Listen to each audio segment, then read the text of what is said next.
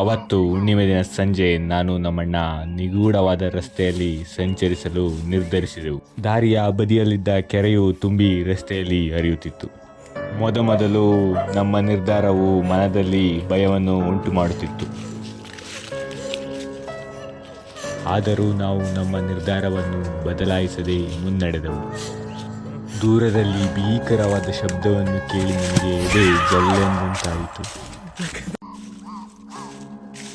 ಶಬ್ದ ನಿಂತು ಸ್ವಲ್ಪ ಸಮಯದ ನಂತರ ಮತ್ತೆ ಮುನ್ನಡೆಯಲು ಮನಸ್ಸು ಮಾಡಿದೆವು. ಎತ್ತ ನೋಡಿದರೂ ಕಗ್ಗತ್ತಲು ಆವರಿಸಿತ್ತು. ಇಬ್ಬರ ಮುಖದಲ್ಲಿಯೂ ಆತಂಕವು ಎದ್ದು ಕಾಣುತ್ತಿತ್ತು. ಅವಸರವಾಗಿ ದಟ್ಟಡವಿಯಿಂದ ಹೊರಬಂದು ಹೇಮಾವತಿ ದಡವನ್ನು ಸೇರಿದೆವು. ಸೂರ್ಯಾಸ್ತ ಹಾಗೂ ನದಿಯ ಪಾತ್ರವನ್ನು ಗಾಢವಾಗಿ ನೋಡತೊಡಗಿದೆವು. ಈ ಎಲ್ಲ ಸಾಹಸಗಳನ್ನು ಮುಗಿಸಿ ಮನೆಗೆ ಹಿಂದಿರುಗುವಷ್ಟರಲ್ಲಿ ರಾತ್ರಿಯಾಗಿತ್ತು. ಈ ವಿಡಿಯೋ ಇಷ್ಟ ಆದರೆ ಲೈಕ್ ಮಾಡಿ, ಆದರೆ ಫಾಲೋ ಮಾಡೋದು ಮಾತ್ರ ಮರಿಬೇಡಿ. ಇದೇ ರೀತಿ ವಿಡಿಯೋನ ನಿಮ್ಮ ಮುಂದೆ ತರ್ತೀನಿ, ಸಪೋರ್ಟ್ ಮಾಡಿ.